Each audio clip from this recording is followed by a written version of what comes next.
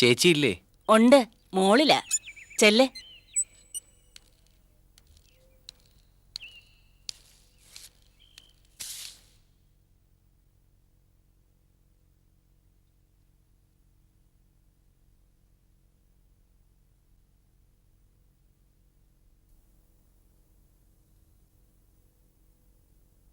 ചേച്ചി,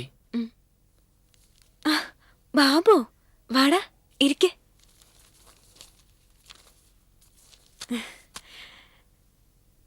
പിന്നെന്തൊക്കെയാ വീട്ടിലെ വിശേഷങ്ങള്? പ്രത്യേകിച്ചൊന്നുമില്ല. ഇന്ന് ക്ലാസ്സില്ലല്ലോ അല്ലേ? ഉം. ഞാൻ വിചാരിച്ചിരുന്നു നീയോ യമുനയോ വരുന്ന്. എന്താ നിനക്കൊരു ഗൗരവം? അനിയനും ചേച്ചിയും തമ്മില് എന്തേലും പറഞ്ഞ് ഉടക്കിയോ? ഞങ്ങൾ തമ്മിലൊന്നുമില്ല. പിന്നെ ആര് തമ്മില്? അതറിയാനാ ഇങ്ങോട്ട് വന്നത്. നീ എന്തായി പറയുന്നേ? ഇവിടെ എന്താ ഒന്നുമില്ലല്ലോ. എന്താ ബാബു, മനസ്സിലെന്താന്ന് വെച്ചാ തുറന്നു പറഞ്ഞൂടെ? ഞാൻ അമ്മാവനെ അമ്മായിയെ കണ്ടിട്ടാ വരുന്നത്. നിങ്ങൾ വിരുന്നിന് എന്ന കാര്യം അവർ പറഞ്ഞു.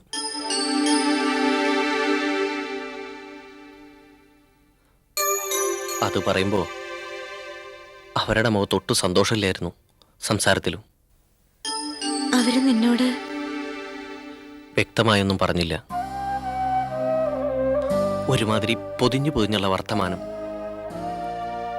ഓരോ വാചകത്തിലും ഇഷ്ടം പോലെ മുനയുണ്ട് താനും. എന്തിനാ ചേച്ചി അവരെന്നോട് അങ്ങനെയൊക്കെ പറഞ്ഞത്? ഇന്നലെ നിങ്ങൾ ചെന്നപ്പോ എന്താ അവിടെ ഉണ്ടായത്? ഒന്നുമില്ലെന്ന് വെറും വാക്ക് പറയരുത്.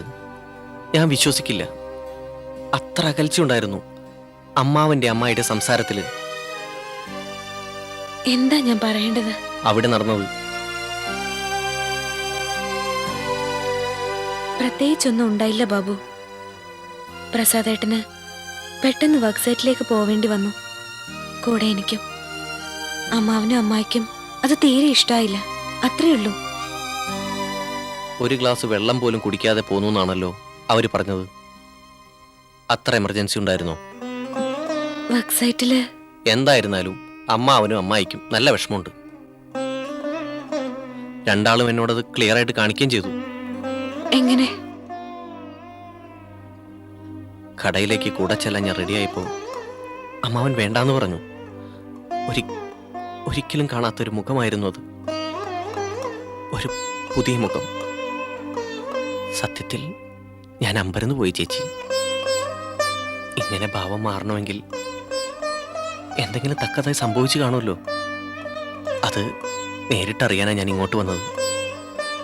അപ്പൊ ചേച്ചി പറയണു സീരിയസ് ആയിട്ടൊന്നും ഉണ്ടായിട്ടില്ല എന്ന്. എങ്കിൽ മിസ്റ്റേക്ക് അവരുടെ ഭാഗത്തായിരിക്കും. അത് മറയ്ക്കാൻ ചേച്ചിയും പ്രസാദേട്ടനെയും കുറ്റപ്പെടുത്തിയതാവും. നീ കൂടുതലൊന്നും ചിന്തിച്ച് തല പുണ്ണാക്കണ്ട. കടയിലേക്ക് ചെല്ലണ്ടെന്ന് അമ്മാവൻ എന്നോട് പറഞ്ഞില്ലേ? കടയിലേക്ക് മാത്രമല്ല അമ്മാവന്റെ വീട്ടിലേക്കും ചെല്ലുന്നില്ല. വാശി എനിക്കുണ്ട്. ഏയ്, അങ്ങനെയൊന്നും പറയരുത്. കൃഷ്ണമാമന് നമ്മളെ ശകാരിക്കാനും ശാസിക്കാനും ഒക്കെ അവകാശമുണ്ട്. അത്യാവശ്യ സമയത്ത് നമ്മളെ സഹായിച്ചത് ആരാ? അത് നമ്മൾ മറക്കരുത്. പക്ഷേ ഒരു പക്ഷേയുമില്ല. ഗുരുത്വദോഷം വരുത്തി വെക്കരുത്. ഞാൻ നിനക്ക് കുടിക്കാൻ എന്തെങ്കിലും എടുക്കാം. വാ വാടാ.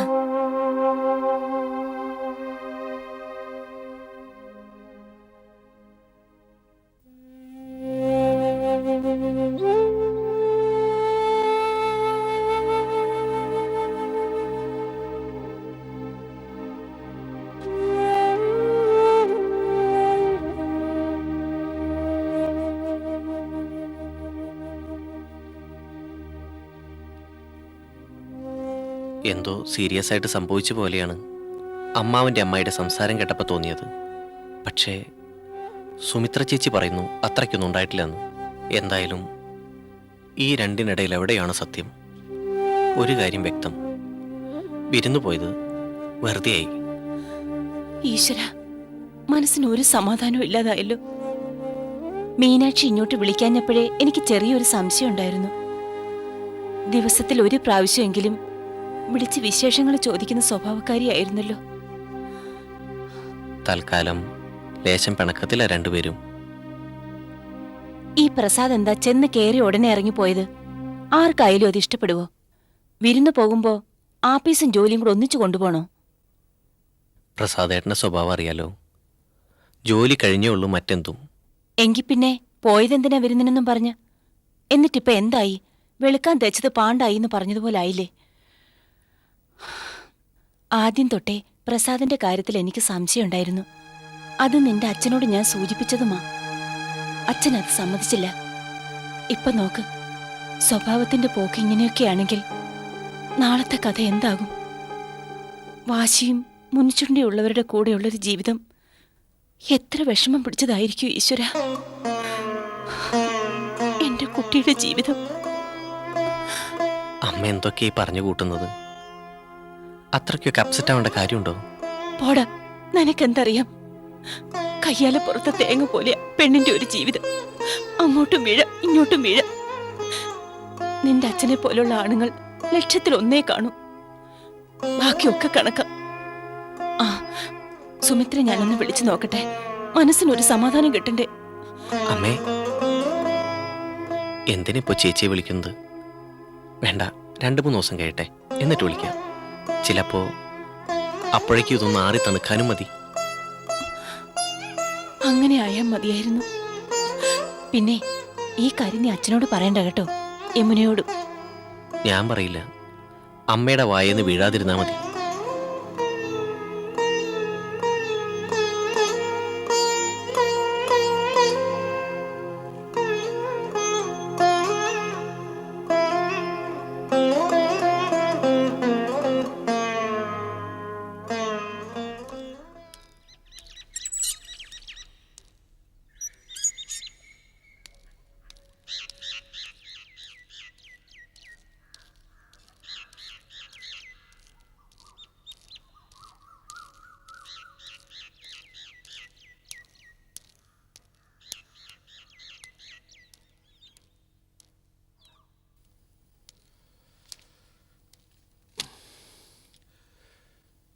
ഭാഗ്യലക്ഷ്മി,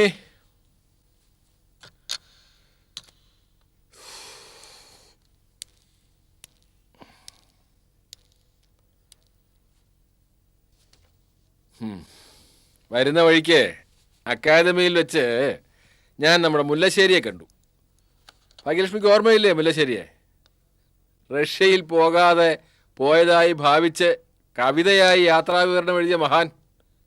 എന്നെ കണ്ടതും പറയുക, ഒരു അവാർഡ് കിട്ടിയിരുന്നെങ്കിൽ നിരസിക്കാമായിരുന്നു എന്ന്. ശ്രദ്ധിക്കപ്പെടാൻ ഇനി ആ ഒരൊറ്റ മാർഗമേ ഉള്ളൂ എന്ന്. ശ്രീമതി എവിടെയാ? ഭൂമിയിലോ അതോ ആകാശത്തോ? ഹലോ, എന്താ ചോദിച്ചേ? നേരം വെളുത്തോന്ന് ചോദിക്കുകയായിരുന്നു. എന്തായിരുന്നു ചിന്ത? മുഖം അസ്വസ്ഥമാണല്ലോ. എന്തായിരുന്നു വിഷയം? ഞാനോ അതോ മക്കളോ? ഈ 2 കാര്യങ്ങളുടെ പേരിലാണല്ലോ എപ്പോഴും താങ്കളുടെ സമാധാനക്കേട്.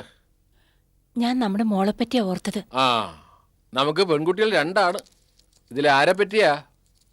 സുമിത്രയെ പറ്റി തന്നെ. അവളെപ്പറ്റി ഇപ്പോഴെന്താ ഓർക്കാൻ? അത് പ്രത്യേകിച്ച് കാരണമല്ലതും വേണോ? ഞാൻ അവളുടെ അമ്മയല്ലേ. അത് ശരിയാ, ഓർക്കരുതെന്ന് ഞാൻ പറഞ്ഞില്ല. പക്ഷേ ഓർത്ത് വേവലാതിപ്പെടുന്ന മാതിരി മുഖം കണ്ടപ്പോൾ തോന്നി. നേരാണോ? അമ്മമാരങ്ങനെയാ.